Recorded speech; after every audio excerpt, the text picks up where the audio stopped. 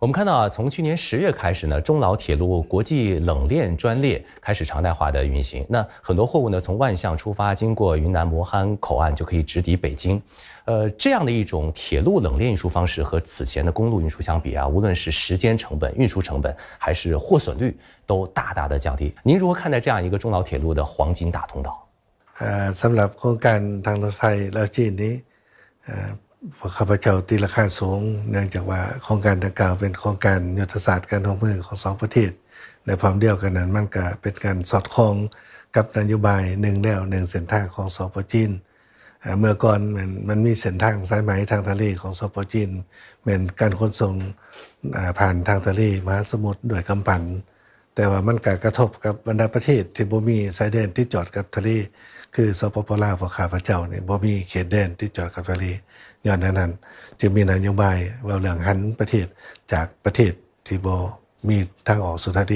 ไปสู่ประเทศเชื่อมโยงและเชื่อมจอดได้เว้าสั้นๆว่าจากประเทศแลนด์ล็อกมาเป็นประเทศแลนดิ้ง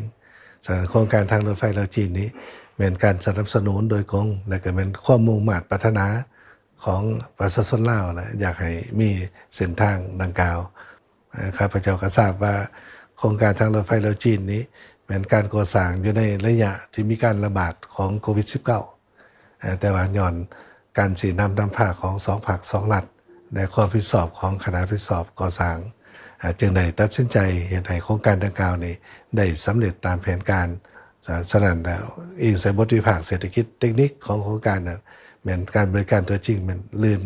บทวิภาคที่ได้กำหนดไว้ถือเป็นโครงการที่มีผลประโยชน์สูงสุดสำหรับ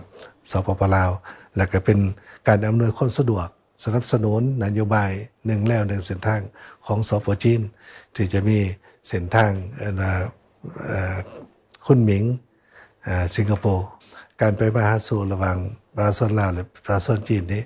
จะใส่เวลาที่สั้นและสะดวกกว่าเก่าผู้ที่สูงสั้นในเมื่อก่อนก็จะบ่สูงสั้นคือเก่าสองมากเหวเลิกก็จะพ่อก็จะสามารถผ่านไปก็บ่เลิก中老铁路无疑已经发挥出了强大的纽带作用。那对于中老泰铁路的前景，对于未来区域的互联互通，您有什么样的预期？ปัจจุบันนี้พวกเราก็ได้ผลักดันในโครงการดังกล่าวเนี่ยเชื่อมจากลาวผ่านหลาดสัญญาจากไทยไปมาเลเซียและไปสิงคโปร์ในวันที่20 กุมภาพันธ์ 2025ผ่านมานี้ข้าพเจ้าได้เดินทางไปเยี่ยมยามทางการเฮ็ดเวียกกับนายกรัฐมนตรีแห่งรัฐสัญญาไทยท่านนางเพทองทานก็ได้เว้าถึงโครงการการเชื่อมจอดเส้นทางรถไฟจีนลาวไทยฉะนั้นข้าพเจ้าก็สนับสนุนในตีราคาสูงต่อผลสำเร็จของโครงการรถไฟลาวจีนเพื่อเป็นตัวแบบหนึ่งในการร่วมมือ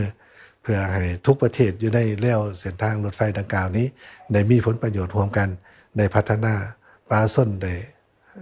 ยกระดับชีวิตการเป็นอยู่ดีขึ้น您现在期待老挝的哪些农产品或者是商品能够更多的为中国消费者所知道，能够更多的出口到中国？เนื่องจากว่ามีโครงการทางรถไฟนี้คือข้าพเจ้าได้เสนอไปแล้วเป็นช่วยให้ระบบการขนส่งสินค้าของสปป.ลาวเนี่ยมีการพัฒนาอย่างก้าวกระโดดเทียบใส่เมื่อก่อนสำหรับสินค้าที่เขาส่งมาจีนนี้ส่วนใหญ่เป็นสินค้ากสิกรรมเป็นต้นเป็นพอเขาส่งออกมีสัตว์เลี้ยงได้งัวแล้วก็มียางพาราได้แล้วก็มีหมากไม้ได้แล้วก็มีสินค้าประเภทพืชตระกูลถั่วต่างๆและนอกจากสินค้ากสิกรรมเนี่ยก็มีประเภทแร่ธาตุก็ได้มีการส่งออกสปป.จีนในหลายเป็นต้นเป็นถ่านหินเหล็กหรือว่า